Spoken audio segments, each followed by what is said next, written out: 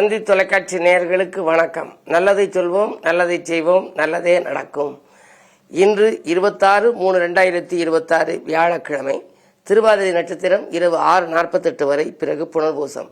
இன்றைக்கு ஒரு அற்புதமான நாள், குருவாரம். பொதுவாக குருவாரங்கிறது ஒன்று. இந்த எண்கணித அடிப்படையில் பார்த்தீங்கன்னா 26ங்கிறது 2 6 8. மொத்தம் கூட்டுத்தொகை பாருங்கள், 26/3/2026 கூட்டுங்க. 2 + 6 + 3 + 2 + 0 + 2 + 6 அப்படின்னு கூட்டுட்டிங்கன்னா என்ன வரும்? மொத்த கூட்டுத்தொகையினுடைய ஒத்தப்படையாக்குனீங்கன்னா 3 வரும். 6 2 8, 8 3 11, 2 13, 2 15 6 21, 2 1 3 வரும். 8ல் பாதி 3. எப்படி 8ல் பாதி 3 4 அப்படின்னு நீங்கள் நினைக்கலாம். 8ன்னு நீங்கள் எழுதுங்க. 2 0 1 மேலே 1 ஏறணுன்னா அதுக்கு 8ன்னு பேர். அந்த 8ல் நடுவில் குறுக்கால கோடு போடுங்க, ஒரு பகுதி 3ன்னு வரும். ஆக 8னுடைய ஆதிக்கத்தில் ஒருத்தர் பிறந்து 3னுடைய ஆதிக்கத்தில் பேர் வச்சுக்கிட்டாரு அப்படின்னா ஒரு மனிதனுக்கு 1.5 பங்கு பலமா. எப்படி ராமாயணத்தில் வாலி பார்த்த மாத்திரத்தில் அவருடைய அந்த எதிரியனுடைய பலம் பாதியும் வந்து சேருதோ, அது மாதிரி ஒரு மனிதனுக்கு 1.5 பங்கு பலம் வர்றது யாருக்கு இருக்குன்னா 8ஆம் தேதி பிறந்த தேதியாகவும் கூட்டுத்தொகை 3ஆகவும் அமைந்தால் அந்த மனிதனுக்கு ஒரு அமானுஷ்ய சக்தி, மிகப்பெரிய சக்தி உடையவனாக இருப்பார். அப்படிப்பட்ட ஒரு உலக புகழ்பெற்றவராக விளங்குவார். ஆக இன்றைக்கு ஒரு குழந்தை பிறந்தால் மிக அற்புதமான ஆற்றல் பெற்ற குழந்தையாகவும் உலக புகழ்பெற்றதாகவும் கூட வரலாம். இந்த 8ல் பாதி 3ங்கிறது, 8ல் சரிபாதி குறுக்கால கோடு போட்டால் 3 வருது அப்படிங்கிறது நீங்களா? இன்றைக்கு குரு வாரம் வேற. வியாழன் எப்படி இருக்கு அப்படின்னா மிதுனத்தில் புதன் வீட்டில் இருக்கு, தனிச்சு வலிமை பெற்று சந்திரனோட கூடி குருச்சந்திர யோகமாக இருக்கு. பொதுவாக குரு எப்படி அப்படின்னா இருக்க நவகிரகங்களிலேயே குரு ஒன்றுக்குத்தான் பார்வையால் அதிக பலன். குரு பார்க்க கோடி நன்மைன்னு அடிக்கடி நீங்கள் கேள்விப்பட்டிருப்பீங்க. குரு சேர்ந்தாலும் கோடி தோஷ நிவர்த்தி, வியாழன் கூடினால் விவாகம் கூடும் அப்படிங்கிற இந்த குருவை பற்றி ஒரு பழமொழி என்ன சொல்லியிருக்காங்க? மாதா பிதா குரு தெய்வம்னு ஒன்று. அதில் என்ன 3ஆம் இடத்துல குரு இருக்காருன்னு நீங்கள் நினைக்கலாம். மாதா என்பது தான் முதல்ல அன்னையும் பிதாவும் முன்னறி தெய்வம். நம்ம பிறந்த உடனே பார்க்கறது யாரை அப்படின்னா நம்முடைய தாயை, மாதா. மாதா தான் நமக்கு முதல்ல நம்ம அறிமுகமாகறாங்க. அதுக்கப்புறம் மாதா காட்டித்தான் பிதா யாருன்னு தெரியும். இதுதான் உன் தந்தைன்னு அவங்க சொல்கிற போது நமக்கு பிதாவை அறிமுகப்படுத்தி வைக்கிறாங்க. பிறகு அந்த பிதா காட்டித்தான் குருவை அறிமுகம் செய்கிறார். இதுதான் உனக்கு குரு. அவர் சொல்கிறபடி கேட்டு நல்லா படித்து நீ பெரிய ஆளாக வரணும்னு சொல்லுவார். அந்த குரு காட்டித்தான் தெய்வம் யாருன்னு நமக்கு தெரியும். குரு மூத்தமாகத்தான் நம்ம தெய்வத்தை நம்ம வணங்க முடியுமா? ஆகையினாலே தான் குருவருளும் திருவருளும் துணைன்னு சில பேர் லெட்ரு பேரில் போட்டிருப்பாங்க. குருவருள் இருந்தால்தான் நமக்கு திருவருள் கிடைக்கும். அப்படிப்பட்ட குருவுக்குரிய நாள் இன்றைக்கு வியாழக்கிழமை. இன்றைக்கு நீங்கள் அதிகாலையில் குருவை போய் கும்பிட்டுறணுங்கிற. பொதுவாகவே எல்லா தெய்வங்களையும் எப்போ வேணுமாலும் கும்பிடலாம். ஆனால் குருவை முதல்ல கோயில் திறந்த உடனே, ஆலயம் திறந்த உடனே குருவை போய் பார்க்கணுமா? ஏன்னா குரு நம்மளை பார்க்கறதுக்கு முன்னாடி நம்ம குருவை போய் பார்த்துடணும். எனக்கு தெரிஞ்ச ஒரு நண்பர், நிறைய அவருக்கு வாழ்க்கையில் நிறைய பிரச்சனை, கல்யாணங்கள் முடியலை, பிள்ளைக்கு வேலை கிடைக்கல, வர வேண்டிய பணம் அப்படி தொங்கி நின்றுச்சு, வெளிநாட்டில் சொத்து விற்றது பாதியில் அட்வான்ஸ் கொடுத்ததோடு நின்றுச்சு, எல்லாம் அப்படி அறகுறையாக நிற்கிதே ஐயானார். அவருக்கு குரு திசையில் குரு புத்தி நடந்துச்சு. குரு நல்லா ஜாதகத்தில் பலம் பெற்றுருந்துச்சு. நீங்கள் குருவை கும்பிடுவீங்களான்னு கேட்டேன். நான் இது வரைக்கும் எனக்கு அது மாதிரியான ஒரு அமைப்பெல்லாம் வரல ஐயா. இப்போ வாய்ப்பு இருக்கிற போது போகிறது கும்பிடுவோம்னாரு. குருவுக்குள்ள பீடம் எதுன்னு கேட்டார். தலைமை பீடம் திருச்செந்தூர். அதுக்கு அடுத்தது ஆலங்குடின்னு இருக்குது, திட்டை ராஜகுரு இருக்குது, பட்டமங்கலம் இருக்குது. அவருக்குரிய ஆலயத்தை தேர்ந்தெடுத்து கொடுத்தது மட்டும் இல்லாமல் உள்ளூரில் இருக்க குருவை அதிகாலையில் கோயில் ஆலயம் திறந்த உடனே போய் கும்பிடுங்க. நீங்கள் உங்களுடைய கோரிக்கையை முதல்ல வச்சிடணும், அதுக்கப்புறம் பாருங்கண்ணே. ஒரு 2 வாரம் தான் போனார். படிப்படியாக எல்லாமே சரியாக வந்துருச்சு. ஆக அப்படிப்பட்ட குரு, அவருக்கென்று ஏராளமான பாடல்கள்லாம் இருக்குது. தொடர்ந்து இந்த குருவை எப்படி வழிபடுவது, அதுக்கு என்ன பாடல் படிக்கணும், குருவுக்குரிய பெருமைகள் என்னென்ன, இந்த குருவில் திட்டை ராஜகுரு யாரை கும்பிட்டா உடனே பலன் கிடைக்கும் அப்படிங்கிறத பற்றியெல்லாம் உங்களுக்கு சொல்ல போகிறேன். இனி இன்றைய ராசி பலன்களை இப்போ நான் உங்களுக்கு வழங்கப் போகிறேன்.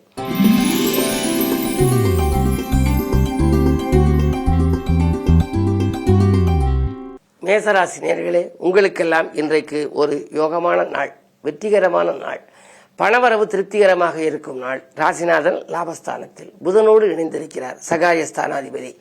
எந்த ரூபத்திலும் உங்களுக்கு பணப்புழக்கம் நன்றாக இருக்கும், வரவேண்டிய பாக்கிகள் வசூலாகும், தொழில் முன்னேற்றம், உத்தியோகத்தில் இருந்த இடையூறுகள் அகலும், நீங்கள் எதை எதிர்பார்த்து காத்திருந்தீர்களோ அது நடைபெறும். நல்ல நாள் இந்த நாள்.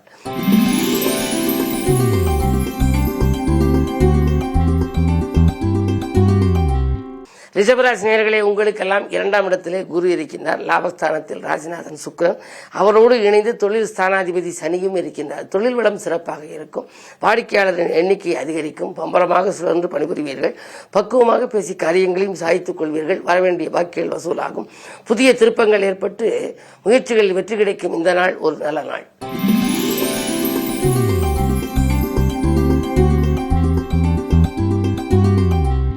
மிதுனராசி நேயர்களே, குருச்சந்திர யோகம் இருக்கிறது. கவலைகள் அகலும். கனவுகள் நனவாகும். தொட்ட காரியங்களெல்லாம் வெற்றி கிடைக்கும். பிள்ளைகள் மூலமாக உங்களுக்கு உதிரி வருமானங்கள் கூட கிடைக்கலாம். படித்து முடித்த பிள்ளைகளுக்கு வேலை கிடைத்து அதன் மூலம் வருமானங்கள் கிடைக்கலாம். கல்யாண கனவுகள் நனவாகும். கடமையை செவ்வனை செய்து வெற்றி காணும். இந்த நாள் நல்ல நாள்.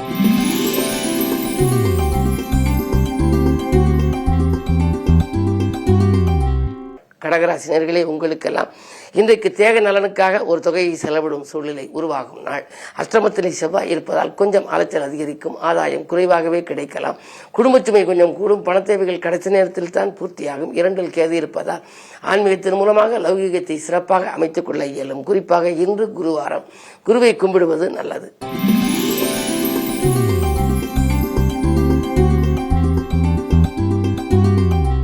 சிம்மராசினியர்களே, உங்களுக்கு அஷ்டமத்து சனி, அஷ்டமத்தில் சூரியன், அஷ்டமத்தில் சுக்கிரன், அஷ்டமத்தில் சனி இருப்பதனாலே அஷ்டமத்து சனியின் ஆதிக்கம் இருந்தால் அகப்பட்டவனுக்கு அஷ்டமத்தில் சனி என்பார்கள். நீங்கள் எதை செய்தாலும் அதை திட்டமிட்டு செய்ய இயலாது. திடீர்ந்த மாற்றங்கள் வரும். ஆரோக்கியம் சீராக. ஆகாரத்திலே கட்டுப்பாடு செலுத்துங்கள். பயணங்களை மாற்றி அமைத்துக் கொள்வீர்கள். வாகனங்களில் செல்லும் பொழுது மிக மிக மிக கவனம் உங்களுக்கு தேவை.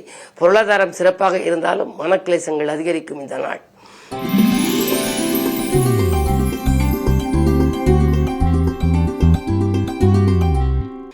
கன்னிராசி நேயர்களே, உங்களுக்கு 10லே குரு இருக்கின்றார். சவால்களை சமாளிக்க வேண்டிய நாள். சச்சரவை விட்டு சமாதானமாக இருப்பது நல்லது. விரயத்திற்கேற்ற வருமானம் வரும் என்றாலும் கூட வீடு மாற்றங்களோ இடமாற்றங்களோ வரலாம். உத்தியோகத்தில் கூட மேலதிகாரிகள் உங்களுக்கு இணக்கமாக நடந்து கொள்வார்களா என்பது சந்தேகம்தான். 12லே கேது இருக்கின்றார். ஆன்மீக பயணங்களை மேற்கொள்ளக்கூடிய ஒரு வாய்ப்பு உண்டு.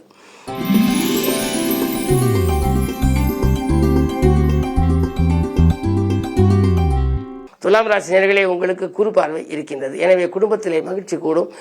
வளர்ச்சியும் நன்றாக இருக்கிறது. வாழ்க்கை தேவைகள் உங்களுக்கு பூர்த்தியாகும். எதிரிகள் உங்களுக்கு விலகுவார்கள். அது மட்டுமல்ல, லாப நோக்கத்தோடு பழகியவர்களை இனம் கண்டு கொள்வீர்கள். குருவினுடைய பார்வை 5ஆம் பார்வையாக பதிவதனாலே 5ம் 9ம் மிஞ்சும் பலன் என்பார்கள். எனவே தொழிலிலே உங்களுக்கு புதிய பங்குதாரர்கள் வந்திணைந்து பொருளாதாரத்தை பெருக்கிக் கொடுக்க முன் வருவார்கள். இன்று எதிர்பார்த்த லாபம் கிடைக்கும்.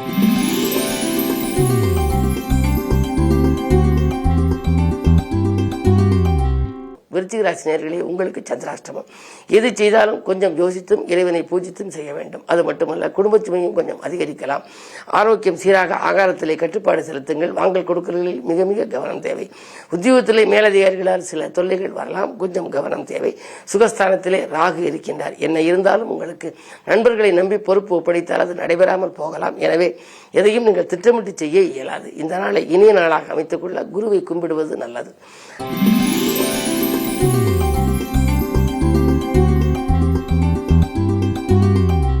தனுசு ராசி நேயர்களே, குரு பார்வை இருக்கின்றது. கவலைகள் அகலும். காசு பணப்புழக்கம் அதிகரிக்கும். திட்டமிட்ட காரியங்கள் திட்டமிட்டபடியே நடைபெறும். நண்பர்கள் கூட உங்களுக்கு நல்ல தகவல்களை கொண்டு வந்து சேர்ப்பார்கள். வாழ்க்கை தேவைகள் பூர்த்தியாகும். 9லே கேது இருப்பதனாலே பூர்வீக சொத்து தகராறுகள் அகலும். இதுவரை உங்களுக்கு பாகப்பிரிவினைக்கு ஒத்துவராத உடன்பிறப்புகள் இன்று ஒத்து வரலாம். இந்த நாள் நல்ல நாள்.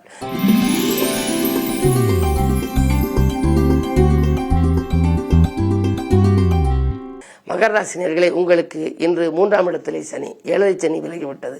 இருந்தாலும் சகோதர ஸ்தானத்திலே சனி சூரியனோடு இணைந்திருக்கின்றார். உடன்பிறப்புகள் வெளியே ஒரு பிரச்சனைகள் வரலாம். பாகப்பிரிவினைகளில் ஏதேனும் பிரச்சனைகள் வரலாம். நாட்பட்ட சில நோய்களுக்கு ஆளாக நேரிடும். 2லே ராகு இருக்கின்றார். கொடுத்த வாக்கை காப்பாற்ற இயலுமா என்பது சந்தேகம்தான்.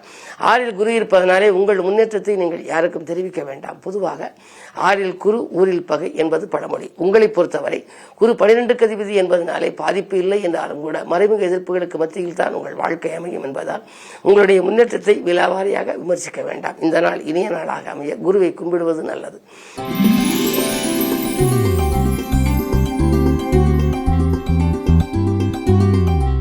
கும்பராசி நேயர்களே, உங்களுக்கு இன்று இனிய நாள், யோகமான நாள், எதிரிகள் விலகும் நாள். வரும் வாய்ப்புகளை எல்லாம் உபயோகப்படுத்திக் கொள்வது உங்கள் புத்திசாலித்தனமாகும்.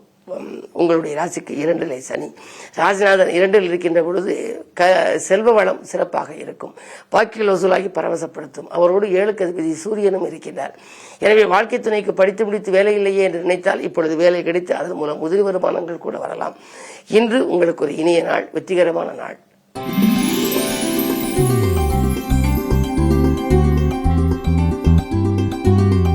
மீனராசி நேயர்களே, உங்களுக்கு அர்த்தாஷ்டம குரு என்றாலே அலைச்சல் அதிகரிக்கும். அது மட்டுமல்ல, அலுவலகத்திலே கொஞ்சம் பணி கூடுதலாக இருக்கும், சுமையும் கூடும். எனவே மேலதிகாரிகளின் நெருக்கடி கொஞ்சம் உங்களுக்கு அதிகரிக்கலாம். வேலையில் இருப்போமா, இல்லை இதை விட்டு விடுவோமா, விஆர்எஸ் பெற்றுக்கொண்டு வெளியில் செல்லலாமா என்றெல்லாம் சிந்திப்பீர்கள். பகைக்கிரகமான சனியும் சூரியனும் உங்கள் ராசியில் இருப்பது அவ்வளவு நல்லதல்ல. தேக ஆரோக்கியத்திலும் உங்களுக்கு ஏதேனும் தொல்லைகள் வரலாம். தெளிந்த மனச்சிந்தனையும் இல்லாமல் போகலாம். எனவே இன்று உங்கள் ராசிநாதன் குருவை பலப்படுத்த வேண்டும். குருவாரம். எனவே அருகில் இருக்கும் சிவாலயம் சென்று குரு பகவானை வணங்குவது நல்லது. மேலும் விவரங்கள் அறிய தினத்தந்தி படியுங்கள்.